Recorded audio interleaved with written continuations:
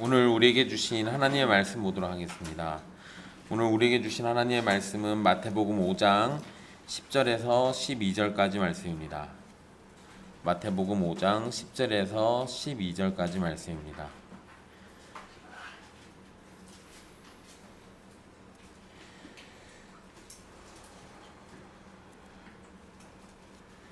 귀하신 하나님의 말씀 받들어서 읽도록 하겠습니다.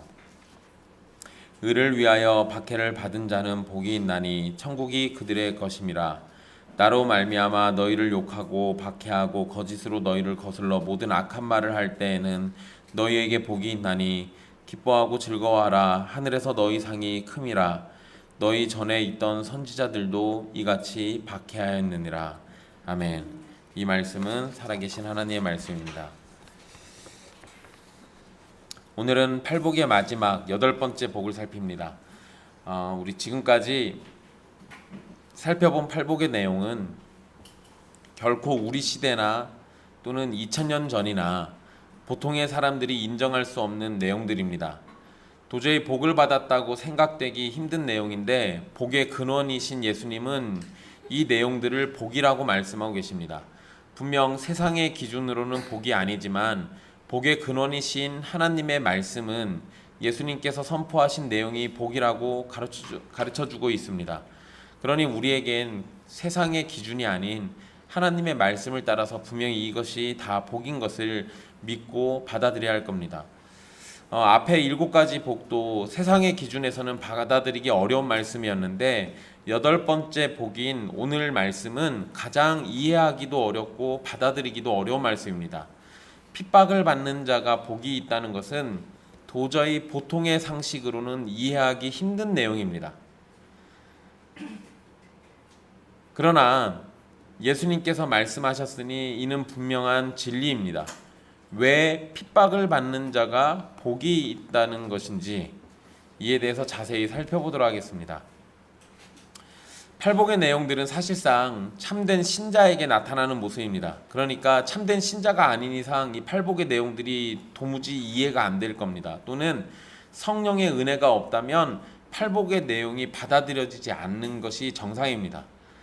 심령이 가난하고 애통하고 온유하고 의에 줄이고 목마르고 긍휼히 여기고 마음이 청결하며 화평하게 하는 모습은 참되게 예수님을 믿는 사람에게 나타나는 모습입니다. 왜냐하면 참된 신자는 예수 그리스도 안에서 예수 그리스도의 모습을 닮아가게 되어 있기 때문입니다.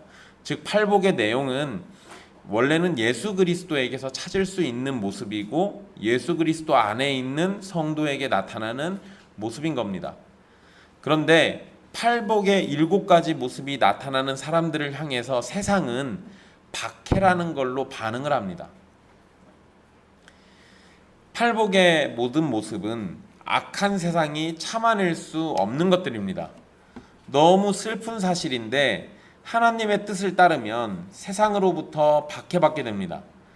물론 언제나 모든 일에 박해받는 것은 아니지만 많은 부분에서 박해가 따라오게 됩니다. 세상 속에서 선한 일을 할 때도 박해받게 됩니다. 특히 성도는 많은 부분에서 의를 위해 박해받게 될 겁니다. 여러분 아주 간단하게 생각해 보시면 성도가 주의를 지킨다라는 것 하나만으로도 우리는 의를 위해서 박해받는 일들이 허다하게 벌어지게 됩니다. 그냥 단순한 논리로 주일날 일을 하지 않으면 돈을 못 벌 겁니다. 그만큼 하루만큼의 돈을 못 벌게 되겠죠. 물론 직장인들은 상관이 없겠지만 보통의 일을 하는 사람들이라면 하루라도 더 일하면 그만큼 돈을 버는 거잖아요. 그런데 우리가 주의를 지키기 위해서 돈을 벌지 못하거나 또는 그러한 것들 때문에 직장에서 차별을 받게 된다면 그것도 박해라는 형태로 우리가 얼마든지 이해할 수 있는 겁니다. 물론 그거는 그냥 우리가 피해를 본다 이런 정도로만 이해할 수 있는데 의를 위해서 피해를 보는 것 그것이 점점 커지면 박해가 되는 겁니다. 그러니까 성도들은 정상적인 신자의 생활을 하게 되면 박해를 받는 것이 지극히 당연한 겁니다. 세상은 심령이 가난한 자를 대우하지 않습니다. 왜냐하면 세상은 교만과 자기 자랑과 자기 중심 속에 살고 있기 때문에 그렇습니다. 그리고 그런 사람들을 최고로 쳐주죠. 그런 사람들을 인정해주고 그런 사람들을 높여줍니다. 그런 반면에 심령이 가난한 사람은 이용해 먹거나 천대하죠. 세상은 죄를 애통해야 하는 사람을 참아낼 수 없습니다. 세상은 죄를 전혀 무시하고 세상이 더할 나위 없이 좋다고 스스로 확신시키고 싶어 하기 때문에 그런 겁니다. 잘 생각해 보십시오. 간단한 원리예요. 똑같은 죄를 졌는데 누군가는 그거 가지고 애통해하고 있으면 똑같이 죄진 사람이 그 애통해하는 사람을 쳐다볼 때 무슨 생각이 들겠습니까? 그것 때문에 같이 애통해하거나 그것 때문에 양심이 찔리거나 이런 것보다는 저놈이 애통해하니까 나까지 죄인된 기분이 든다라는 것 때문에 박해하게 돼 있어요. 그거 미워하게 돼 있습니다.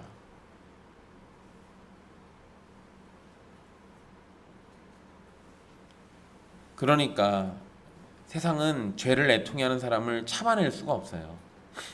세상은 온유함을 참아낼 수 없습니다. 왜? 세상은 교만을 받아들이기 때문에 그래요. 세상은 하나님이 주시는 의에 줄이고 목마른 사람들을 참아내지 못합니다. 불의가 판치는 세상이기 때문에 더욱 그러죠. 세상은 하나님의 심판이 없다고 말하는 것을 좋아하기 때문이기도 합니다.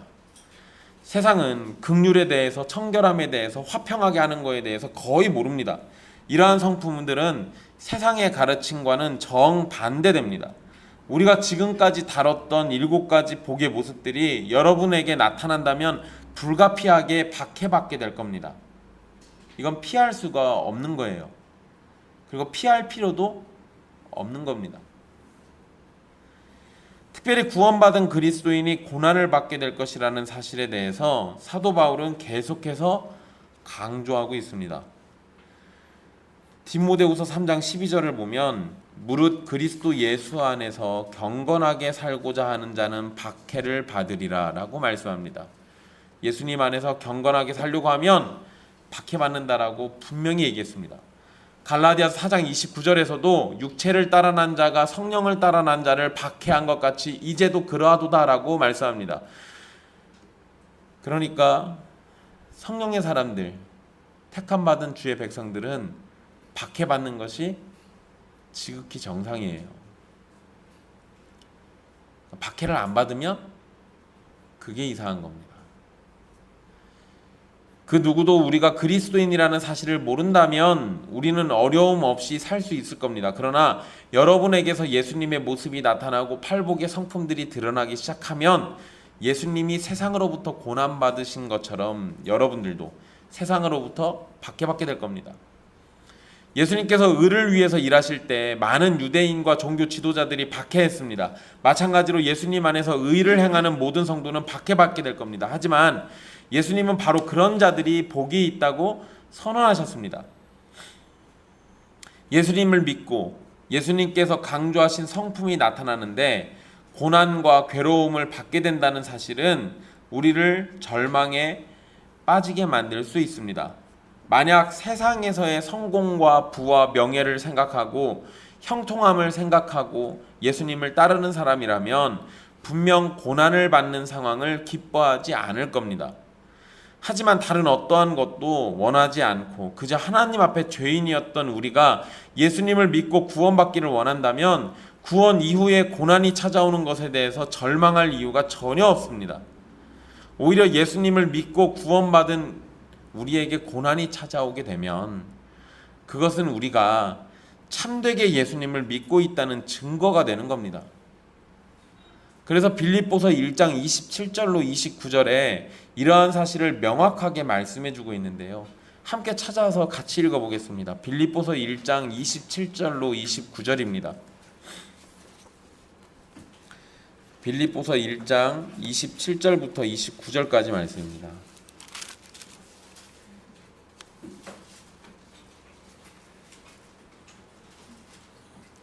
제가 가진 성경으로 신약 성경 319페이지예요. 빌립보서 1장 27절부터 29절까지예요.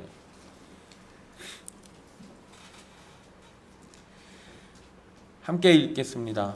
오직 너희는 그리스도의 복음에 합당하게 생활하라. 이는 내가 너희에게 가보나 떠나 있으나 너희가 한 마음으로 서서 한 뜻으로 복음의 신앙을 위하여 협력하는 것과 무슨 일에든지 대적하는 자들 때문에 두려워하지 아니하는 이 일을 듣고자 함이라. 이것이 그들에게는 멸망의 증거요 너희에게는 구원의 증거니 이는 하나님께로부터 난 것이라.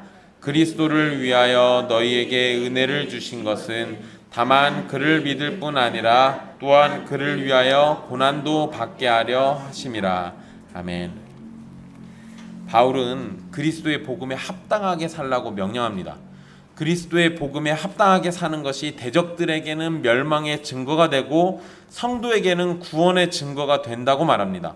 그리고 우리에게 은혜를 주신 것은 예수님을 믿는 것뿐만 아니라 예수님을 위해서 고난도 받게 하려 하심이라고 분명하게 밝히고 있습니다. 그러니까 성도는 예수 그리스도를 믿고 구원받는 것으로 끝나지 않고 그리스도께서 우리를 위해서 고난받으셨던 것처럼 우리도 예수님을 위해서 고난받게 될 것이라고 말하는 겁니다.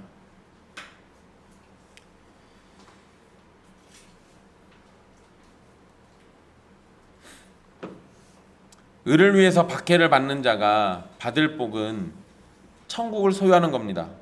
이 복은 이미 첫 번째 복에서 언급됐던 건데 여기에서 다시 언급하면서 천국을 소유하고 상속받게 될 것을 확증하게 됩니다.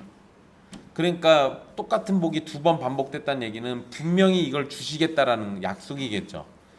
게다가 첫 번째와 마지막의 복이 동일하게 천국을 소유하게 된다는 말씀은 팔복의 가르침에서 말한 모든 복이 다 천국과 관련이 있다는 것을 알려주는 표현입니다. 그리고 3절과 10절에 천국이 그들의 것이라는 표현은 원문에서 현재형으로 쓰였습니다. 그리고 4절에서 9절 사이에 언급된 복들은 모두가 다 미래형으로 사용되어 있습니다. 약간 달라요, 이게. 그러니까 이게 뭘 나타내는 거겠습니까? 성도가 받을 복은 현재적인 측면과 함께 미래적인 측면을 모두 가지고 있습니다. 그런데 여러분, 천국이라고 말하면 우리는 뭐를 생각합니까? 지금 이 땅을 생각합니까? 미래를 생각합니까? 미래를 생각하죠. 근데 그건 현재형으로 썼다고요. 그리고 나머지 복들은요? 그건 다 미래형으로 써놨어요. 근데 여러분 생각해 보세요. 나머지 복들은 지금 당장 있어야 할 것 같지 않아요? 위로가 지금 있어야죠. 땅을 기업으로 받고 기왕 주실 거면 지금 주셔야지. 배고픈데 배부를 건 지금 주셔야죠. 긍휼히 여김받는 거 지금 주셔야지 않습니까? 하나님 보는 거 지금 이 땅에서부터 보면 얼마나 좋겠어요. 또 하나님의 아들이라고 일컬음 받는 것도 이 땅에서 받으면 얼마나 좋겠습니까? 근데 이거 다 미래형으로 써놨어요. 이건 우리가 이 땅에서 천국의 삶을 살면서 동시에 미래의 이러한 약속들이 우리에게 주어져 있다는 것을 같이 생각하라는 거예요. 거기다가 사실 이 복들은 어쩌면 지금 당장 받았으면 하지만 하나님의 뜻은 지금이 아니라 미래에 주실 거예요. 그러니까 지금 주실 천국 안에서 미래에 얻을 천국의 복들을 소망하면서 살라는 것이 팔복의 가르침이 되는 겁니다.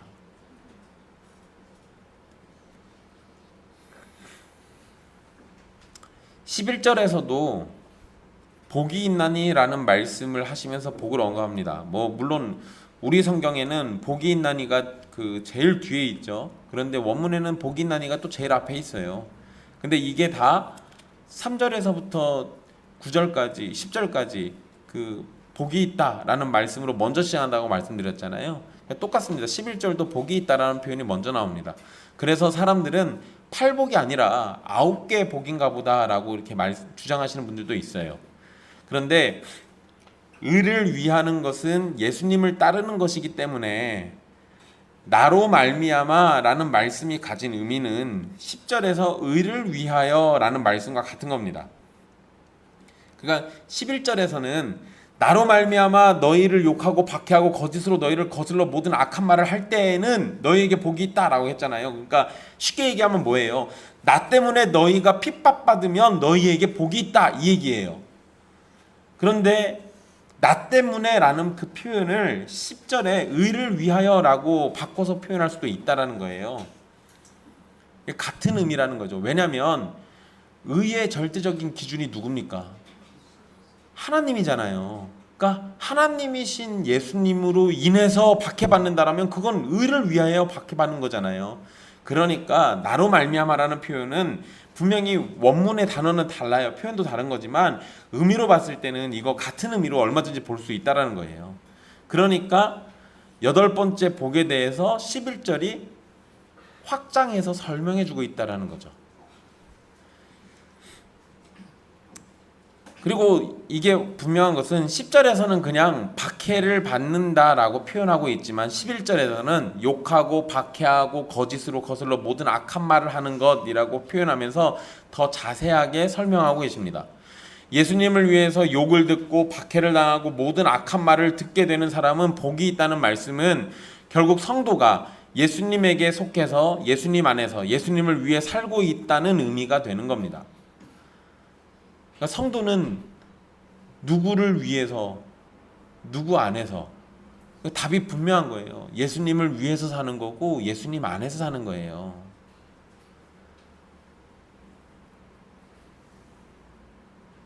그럼 이런 기준에서 생각한다면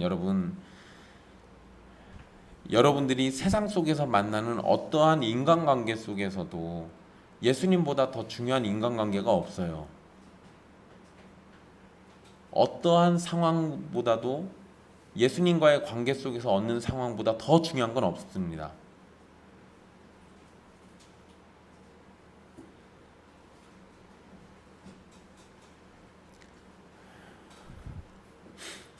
이런 기준으로 생각한다면 예수님을 위해서 사는 것이 지극히 당연한 거니까 여러분들은 매일의 삶을 예수님을 위해서 살아가야 마땅한 거예요. 그런데 그렇게 되면 우리에게 여러 가지 제약들이 많고 어려움들도 굉장히 많을 겁니다. 그래서 주님이 우리에게 정말 너그럽게도 다른 날들보다 특별히 집중해가지고 주일이란 날 또는 성경에서 말하는 안식일이라는 한 날을 특별히 정하셔가지고 그 날 특별히 주님을 위해서 살라고 그렇게 하시잖아요. 이런 걸 생각해 보면 적어도 다른 날보다 우리에게는 주일이 훨씬 더 중요하고 소중하고 값지게 보내고 주님을 위해서 보내야 맞아요.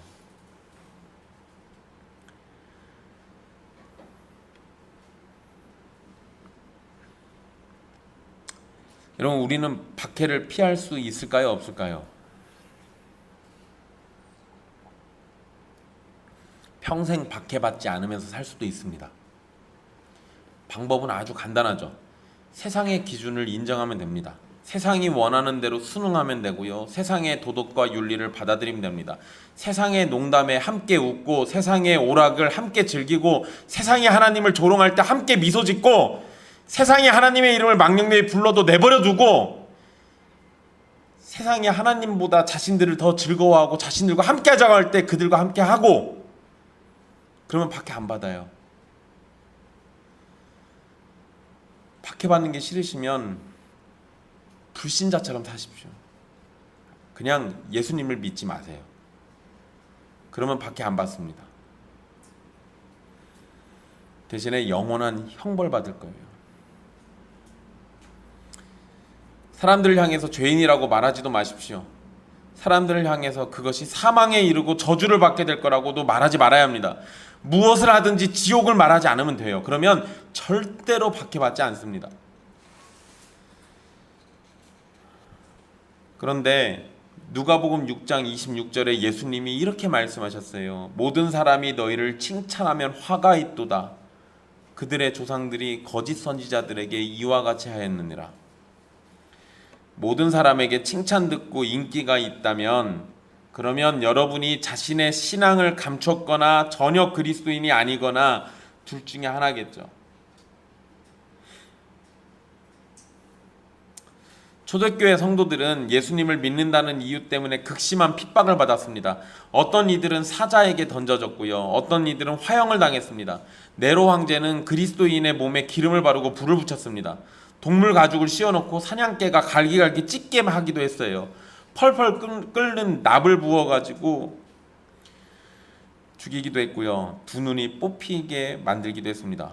이 모든 것은 다 예수님을 믿었다라는 이유 때문에 벌어진 핍박이었습니다. 초대교회 당시에 로마 황제를 시저라고 불렀어요. 그래서 1년에 한 번씩 의무적으로 시저에게 향을 피우면서 시저는 나의 주님이시다 라는 말을 하도록 만들었습니다. 이렇게 향을 피워서 한 번만 시저는 나의 주님이다 라고 말하면 리벨루스라는 증명서를 받게 됩니다. 그리고 이 증명서가 있는 사람은 어떤 신을 섬기든지 상관이 없어요. 그러니까 1년에 딱 한 번만 시저는 나의 주님이라고 외치면 끝나요. 그런데 딱 한 번만 외치면 1년이 편한 것을 그리스도인들은 거부했습니다. 왜냐하면 시저가 자신들의 주님이 아니었기 때문에 그랬어요. 시저가 왕일지는 몰라도 나의 주인은 아닌 거예요. 그래서 증명서를 받지 못했고 그것 때문에 핍박받았습니다.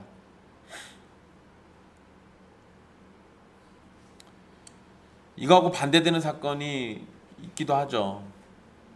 우리나라에서는 신사참배하면 그리스도인들 예배 드릴 수 있게 해줬어요. 동방요배라고 해서요. 예배 직전에 일본이 동쪽에 있잖아요.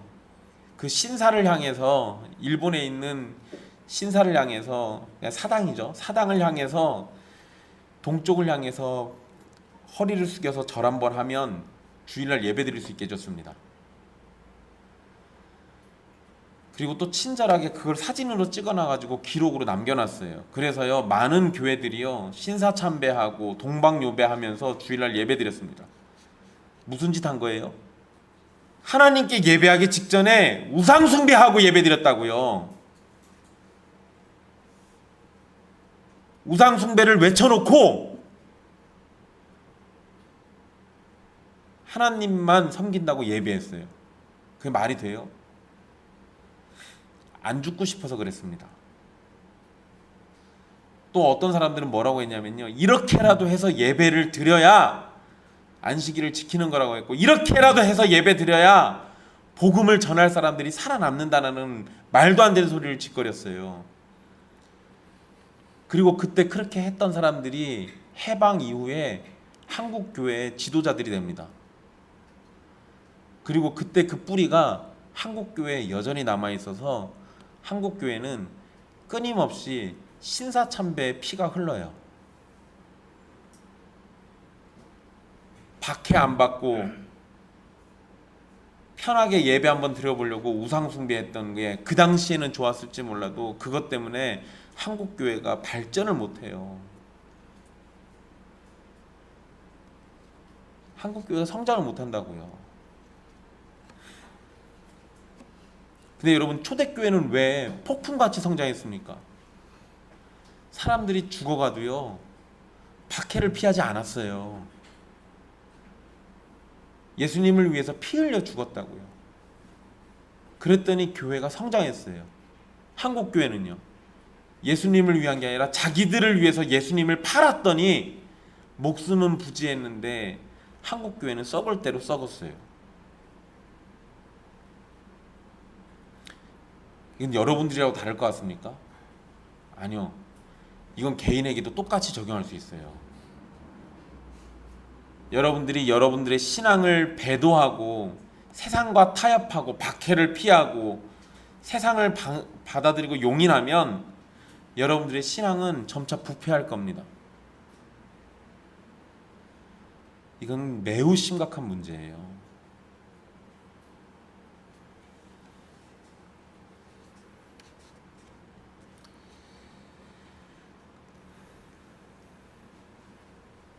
우리가 받게 되는 박해를 11절에서 세 가지로 언급합니다. 첫째는 욕을 먹는 거고요.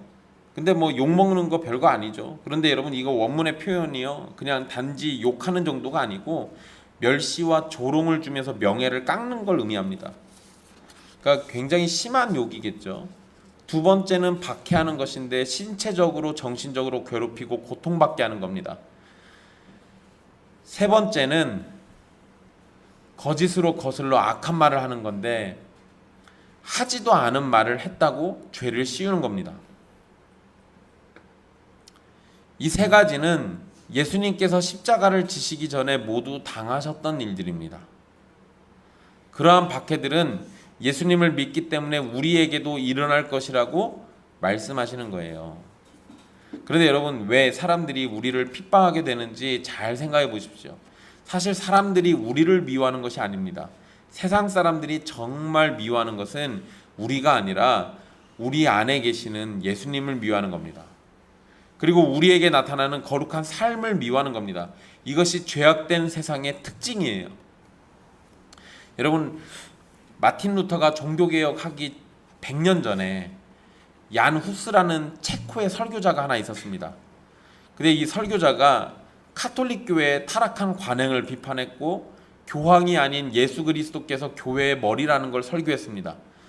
성직자들의 부패를 꾸짖고 교회는 성경을 읽고 배우고 가르침을 받아야 한다라고 설교했어요. 여러분, 이게 문제입니까? 잘못된 거예요? 성직자가 부패하면 안 되죠. 꾸짖어야죠. 교회는 당연히 성경을 읽고 배우고 가르침을 받아야죠. 근데 이렇게 설교했다고 후스를 이단이라고 정죄해서 처형했습니다. 사람들이 얀 후스를 싫어한 것보다 후스가 전한 예수 그리스도가 싫었고 하나님의 말씀이 싫었던 거예요. 그래서 후스를 처형한 겁니다. 하나님의 말씀을 통해서 자신들의 죄악이 드러나는 걸 참지 못했던 거예요. 이것이 세상의 태도예요. 이러한 것은 오늘날도 마찬가지입니다. 우리가 예수님을 참되게 믿고 그 말씀을 따라 살면서 의로운 사람이 되면 세상은 그러한 우리를 반드시 미워하고 싫어하게 됩니다. 여러분이 하나님께 은혜를 받고 구원받은 사람이라면 반드시 세상은 여러분을 미워할 겁니다. 그리고 박해할 거예요. 그러나 세상은 우리를 미워하고 괴롭게 하겠지만 우리는 하나님께 복을 받게 될 겁니다. 그러니까 박해받는다라는 말보다 우리가 더 중요하게 여기는 건 뭐예요? 복이 있다라는 예수님의 선언이에요. 박해는 어쩔 수 없다니까요. 최후의 날, 마지막 심판날이 오기 전까지 신자들은 계속 박해받아요. 그게 정상이에요. 물론 여러분, 오해하지 말아야 할 것이 있습니다. 오늘날 교회 중에서 일부는 그들의 악행 때문에 미움을 받기도 합니다. 어떤 교인들은 그들이 저지른 죄악 때문에 미움을 받기도 합니다. 그러한 것들은 여기에서 제외해야 돼요. 자기 죄악과 자기 욕심 때문에 사람들에게 미움받는 것은 결코 하나님께 복을 받을 사람이 아닌 거예요. 하지만 하나님의 말씀을 따라 예수 그리스도를 향한 믿음으로 살면서 핍박을 받는다면 하나님께 복을 받게 될 겁니다. 예수님은 박해받는 자가 천국을 소유하게 된다고 말씀하셨습니다. 그리고 예수님은 기뻐하고 즐거워하라고 12절에 말씀하셨어요. 여러분, 여기에서 즐거워하라라는 말이 있잖아요. 이 말은 기뻐 뛰며 소리친다라는 의미가 있습니다. 근데 여러분, 이거 잘 생각해 보세요. 누군가가 고통을 받고 있는데 거기다 대고 기뻐하라고 말해요. 야, 기뻐하면서 뛰어놀아, 소리쳐, 행복하다고 소리쳐, 기쁘다고 소리쳐, 이렇게 말하면 이거 놀린다라고 생각하기가 쉽습니다. 아니, 나 지금 힘들어 죽겠는데 그거 기뻐하라고 하고 있는 거잖아요. 보통 여러분, 고통받고 있는 사람, 힘들어하는 사람이 있으면 뭐라고 해야 돼요? 가서 힘내라고 해줘야죠. 힘내라고 말이라도 그렇게 해줘야 하는 게 맞잖아요. 근데 찾아가가지고 기뻐 뛰며 즐거워하십시오라고 얘기하면 뭔가 놀리는 것 같잖아요. 그런데 여러분, 예수님이 정말로 그렇게 말씀하셨어요. 꼭 우리 놀리는 것처럼 느껴지게. 그런데 왜 이렇게 얘기하셨냐는 거예요. 우리 놀리시려고 그랬겠어요? 아니죠. 우리가 의를 위해 박해를 받는다면 고통을 받겠지만 그것보다 훨씬 더 큰 상이 있으니까 기뻐하고 즐거워하라고 얘기하신 거예요. 그러니까 예수님의 관심도 어디가 있는 거예요? 박해에 있지 않아요. 그 뒤에 있는 큰 상에 있다고요. 쉽게 생각해 보세요. 예수님이 십자가에 달리실 때 지금 당하는 고통에만 집중했다면, 그 너머에 있는 하나님의 나라에서 누리게 될 영광을 생각하시지 않았다면, 부활을 생각하지 않았다면 예수님 어떠셨을 것 같아요? 채찍질 당할 때도 괴로우셨을 거고, 사람들이 침 뱉고 뺨을 칠 때도 괴로웠을 거고, 손목과 발등에 못이 박힐 때도 분명히 괴로웠을 거예요. 끔찍하게 아팠겠죠. 근데 그 너머를 보지 못하고 그 순간만 집중했다면 예수님 십자가를 못 견디셨을 거예요. 그 예수님이 십자가를 이겨내실 수 있는 이유가 뭐였을까요? 예수님은 그 순간을 보신 게 아니에요. 이 이후에 누리게 될 영광을 보신 거라고요. 그래서 예수님은 우리에게 똑같이 하시는 거예요. 너희들에게 박해가 있을 거야, 힘들 거야, 괴로울 거야. 그런데 너희들에게 복이 있으니까 기뻐하고 즐거워해. 그 순간이 아니라 그 너머에 있는 복을 보라고.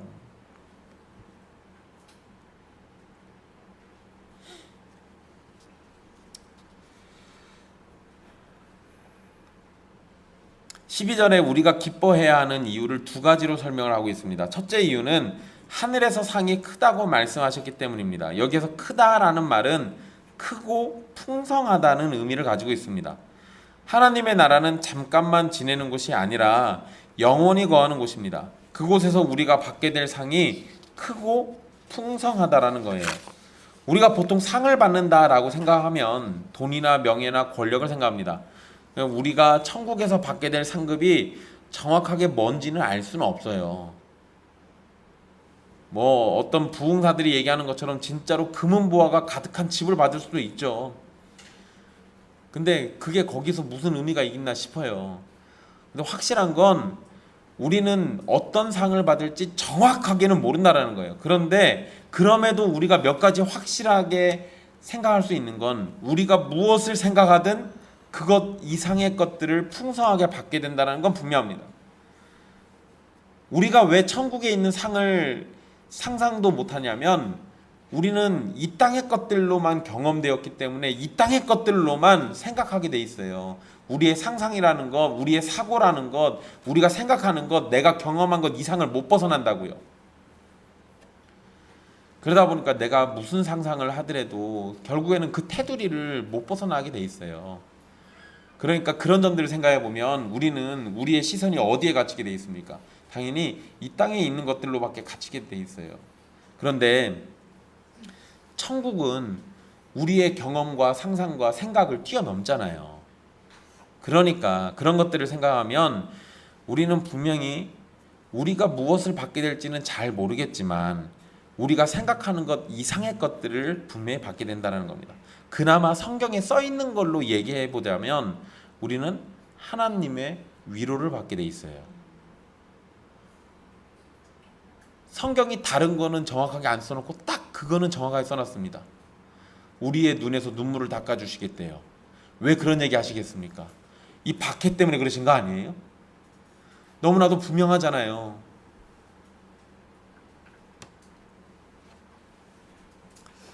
그러니까 이 땅에서 잠시 받는 환난과 핍박은 천국에서 받는 상급의 확실한 보증이기 때문에 우리는 분명히 기뻐할 수 있는 겁니다. 게다가 하늘에서 받는 상은 하늘이 영원한 것처럼 그에 합당한 상일 것이 분명한 겁니다. 하나님의 나라는 잠깐 있다 사라집니까? 아니요, 그러지 않아요. 하나님의 나라는 영원 무궁한 나라예요. 그런데 그곳에서 받는 상이라면 당연히 하나님의 나라의 특성에 걸맞게 우리가 받는 상도 영원이라는 특성을 가지게 되는 겁니다. 땅의 것들은 썩어서 없어지거나 언젠가는 사라질 겁니다. 그러나 영원한 하나님의 나라에서 영원하신 하나님이 주시는 상이기 때문에 그 상은 영원함과 하나님의 충만함을 닮아서 충만이라는 특성을 가지고 있을 것이 분명합니다. 그러니 핍박받는 상황 속에서도 기뻐하고 즐거워할 수 있는 거예요. 우리가 받을 상이 영원하고 충만할 거니까. 박해 가운데 기뻐할 수 있는 이유 두 번째는 이전의 선지자들도 똑같이 핍박받았기 때문입니다. 구약의 많은 선지자가 박해받았습니다. 이유는 하나님의 말씀을 전했기 때문에 그랬어요. 구약에 있는 선지자라고 다 박해받은 건 아닙니다. 어떤 선지자들은 박해를 받지 않았어요. 대신에 하나님께 저주받죠. 하나님의 책망을 받았고요. 그들의 입에 먹을 걸 물려주니까 평안을 얘기했다고. 그러면서 주님이 그들을 책망하셨어요. 그런데 그런 사람들은 세상의 박해는 받지 않았겠죠. 근데 반대로 하나님의 말씀을 그대로 전해서 심판을 얘기하고 회개를 얘기했던 사람들은 박해받았습니다. 하나님의 말씀을 그대로 전했기 때문에. 그게 이유예요. 선지자들은 특별히 하나님께 선택받아서 사용된 사람들이죠. 그런데 그렇게 특별한 선지자들과 우리가 같은 처지라고 지금 예수님이 얘기해 주신 겁니다. 많은 사람이 박해받게 되면 자신이 처한 상황 때문에 의심하게 될 겁니다. 과연 하나님이 살아계시긴 한 건가? 과연 하나님이 나를 구원하실 건가? 과연 하나님이 나를 사랑하고 계시는 건가? 이러한 의심과 질문에 예수님은 확실한 답을 주고 계신 거예요. 예수님 당시 구약의 선지자들은 위대한 인물들로 유대인들에게 존경과 사랑을 받았습니다. 하나님의 귀한 도구로 인식되고 또 그렇게 위대한 선지자가 계속 나오기를 유대인들이 바라고 있었어요. 재미난 거죠. 그런데 구약의 선지자들이 활동하던 당시에는 유대인들에게 핍박받았어요. 유대인들에게 박해받았습니다. 그러니까 예수님 당시의 유대인들은 구약 성경에 기록되어 있는 선지자들을 위대하다고 여기고 있지만 그들의 조상들은 바로 그 선지자들을 박해했다고요. 그들이 하나님의 말씀을 전했기 때문에 박해받았고 하나님의 뜻을 전하고 하나님의 뜻대로 살았기 때문에 박해받았던 겁니다. 결국 선지자들은 의를 위해서 박해받았던 거예요. 그들이 당시에 박해받으며 사람들의 미움을 받았지만 훗날 하나님의 도구임을 인정받으면서 선지자로 존중받았던 것처럼 예수님의 제자들은 의를 위해 박해받겠지만 선지자들이 그랬던 것처럼 제자들의 박해가 존중으로 바뀌게 될 겁니다. 그리고 설령 세상이 그렇게 안 바뀌더라도요, 괜찮아요. 박해받던 그 선지자들 지금 다 어디 있겠습니까? 하나님의 품에 있겠죠. 우리도 그들과 동일하다면 우리가 갈 곳도 어디예요? 하나님의 품이겠죠. 그러니까 기뻐하고 즐거워할 수 있는 거예요.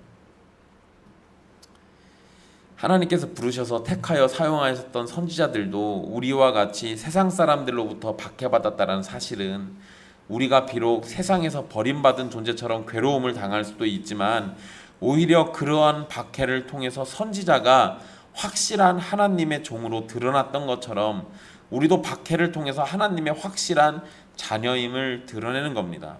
우리가 의를 위해서 박해받는 것은 우리가 의로운 계보, 의로운 족보에 속했다라는 증거예요. 여기에 팔복의 정점이 있습니다. 지금까지 팔복은 우리의 구원과 구원받은 사람의 삶이 어떠해야 하는지를 가르쳐주고 있다고 말씀드렸는데요. 그렇다면 우리가 예수님을 통해서 구원받은 것을 어떻게 알 수 있냐라고 질문이 생기게 돼 있습니다. 그런데 예수님은 바로 그 답을 제일 마지막에 주신 거예요. 예수님 안에서 갖는 우리의 경건한 모습을 경건하지 않은 세상이 미워하고 핍박한다면 그것으로 우리는 구원을 확신할 수 있습니다. 여러분들이 하나님의 말씀을 따라서 살았더니 누군가가 그걸 핍박한다면 그러면 여러분들은 하나님의 말씀 안에서 구원을 확신할 수 있는 거예요. 사랑하는 형제와 자매 여러분, 천국에 들어가는 것은 부자, 교만한 자, 경박한 자, 흉포한 자, 배부른 자, 교활한 자, 다툼을 좋아하는 자, 세상과 세상 권력자들의 마음에 드는 자가 아니에요. 가난한 자, 애통하는 자, 온유한 자, 줄인 자, 청결한 자, 화평하게 하는 자, 그리고 박해받은 자입니다.